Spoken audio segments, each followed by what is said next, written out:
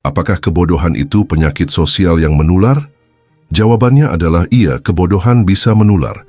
Tapi bukan dalam arti biologis seperti flu, melainkan dalam bentuk psikososial melalui influensi, konformitas, pengulangan, dan struktur kekuasaan.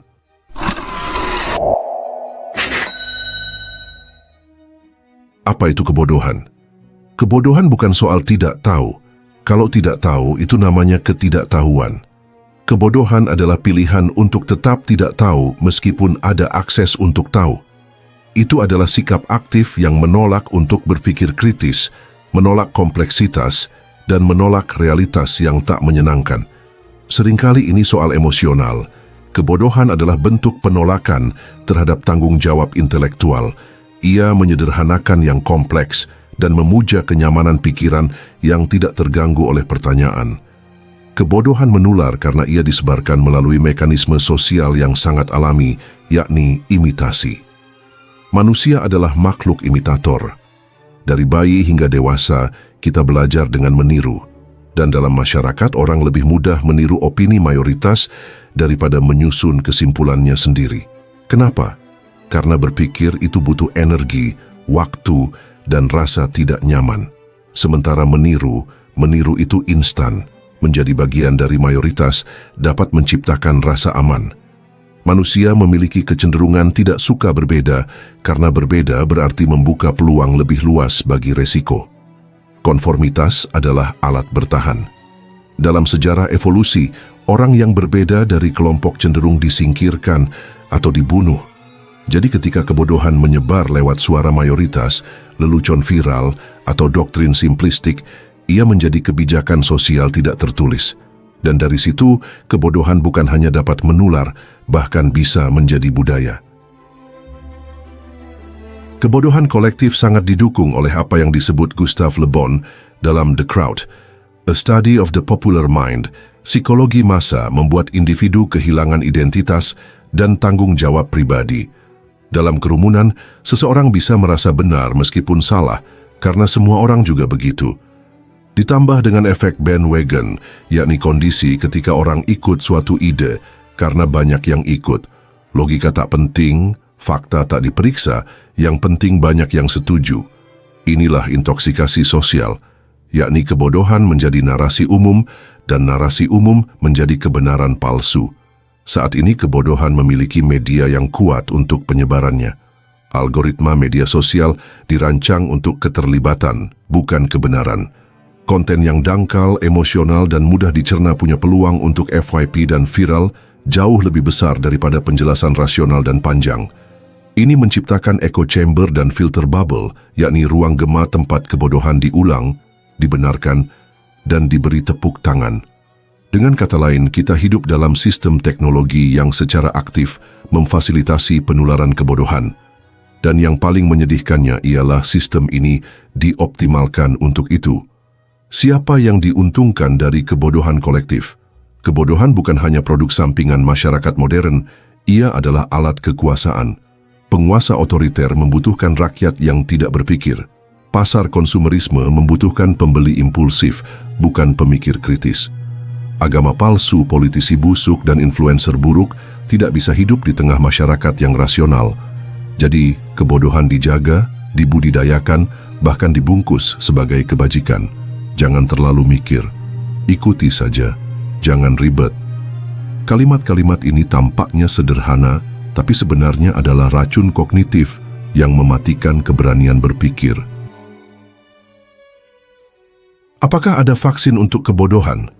Secara teoritis sih iya, vaksinnya itu adalah pendidikan kritis. Tapi pendidikan itu sendiri sudah banyak dikorupsi menjadi sistem kepatuhan, bukan pembebasan. Kita tidak diajarkan untuk berpikir, melainkan untuk menjawab soal. Kita tidak dilatih bertanya, melainkan dilatih hanya untuk menghafal saja. Vaksin lainnya adalah kesadaran diri dan keberanian intelektual. Kemampuan untuk bertanya, meragukan, hingga menentang in a good way, tapi ini beresiko. Pemikir kritis sering dianggap sombong, aneh, atau bahkan berbahaya oleh masyarakat yang sudah nyaman dalam kebodohan kolektifnya. Jadi kesimpulannya, Kebodohan adalah penyakit sosial yang menular bukan karena virus biologis, melainkan karena kelemahan kognitif yang dibingkai oleh struktur sosial yang memfasilitasi penyebarannya. Ia menular lewat imitasi, konformitas, algoritma, dan rasa takut terhadap kompleksitas. Ia dipertahankan karena ada yang diuntungkan dari kebodohan massal, dan ironisnya, mereka yang menyadari hal ini pun seringkali terlalu lelah, terlalu minoritas, atau terlalu dikucilkan untuk bisa membalikan arus. Karena itu, menjadi cerdas dalam masyarakat bodoh bukanlah anugerah, melainkan kutukan. Tapi itu kutukan yang harus dipilih oleh mereka yang ingin tetap waras. Karena di tengah badai kebodohan massal, satu-satunya revolusi sejati adalah tetap berpikir. Kebodohan bukan cuma musuh pengetahuan, ia adalah pengkhianat eksistensi. Ia merampas martabat manusia, bukan karena ia membuat kita tidak tahu, melainkan karena ia membuat kita tidak ingin tahu. Ia menjadikan manusia makhluk yang hidup namun tidak sadar, berbicara namun tak memahami, bergerak namun tanpa arah. Dan saat kebodohan menjadi norma sosial, maka yang berpikir akan dianggap sebagai ancaman. Kita hidup dalam zaman di mana mayoritas tidak ingin dibebaskan, mereka hanya ingin dipastikan bahwa kebodohannya tidak menyakitkan. Dan disinilah tragedi peradaban terjadi, ketika suara terbanyak bukan lagi cerminan kebenaran, melainkan gema dari ketakutan kolektif untuk berpikir. Dengan ini kebodohan pun bukan lagi kecelakaan, melainkan jadi proyek sosial. Dan karena itulah, mereka yang masih berpikir, yang masih bertanya, yang masih memilih logika daripada rasa nyaman, mereka tidak sedang menjadi pintar, mereka sedang melawan banjir yang memuja kedangkalan, melawan algoritma yang memberi panggung pada yang paling keras bukan yang paling benar, melawan dunia yang lebih takut pada pemikiran bebas daripada kebohongan massal. Kebodohan adalah wabah yang tidak membunuh tubuh, namun membusukkan jiwa. Maka satu-satunya revolusi sejati bukanlah di jalanan, melainkan di kepala setiap manusia yang berani berpikir saat dunia memujanya untuk diam. Jika kamu sadar, maka kamu akan merasa terasing. Tapi jika kamu tetap memilih sadar, meski dunia menertawakanmu, itulah salah satu bentuk tertinggi dari kecerdasan, yakni berpikir, meski harus melawan seluruh spesiesmu sendiri. Ini adalah pesan untuk si kucing putih. Baiklah kalau begitu seperti biasa, terima kasih sudah menyimak sampai sini. Jangan lupa subscribe Jeda Sibuk. Nantikan pembahasan saya selanjutnya. Saya, si ganteng dan tampan Fernando Widono.